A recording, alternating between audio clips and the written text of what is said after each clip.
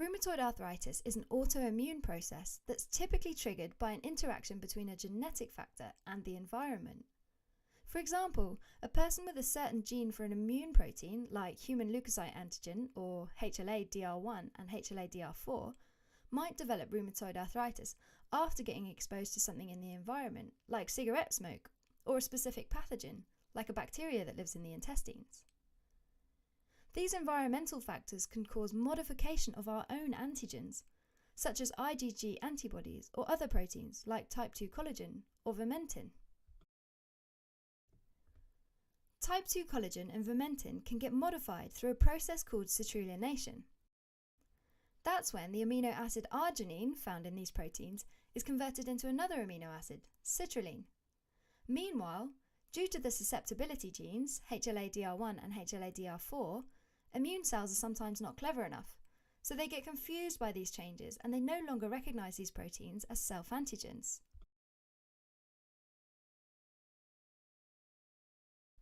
The antigens get picked up by antigen-presenting cells and get carried to the lymph nodes to activate CD4 T helper cells.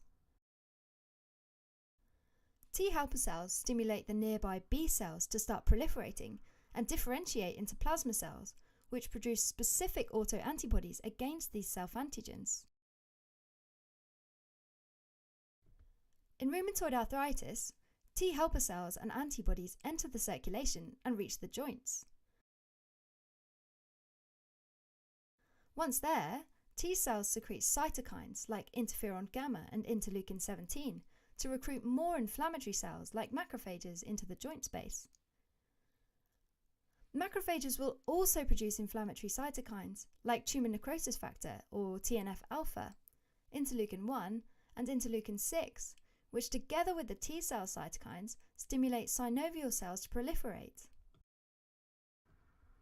The increase in synovial cells and immune cells creates a pannus, which is a thick, swollen synovial membrane with granulation or scar tissue made up of fibroblasts, myofibroblasts, and inflammatory cells. Over time, the pannus can damage the cartilage and other soft tissues, and also erode bone. Activated synovial cells also secrete proteases, which break down the proteins in the articular cartilage.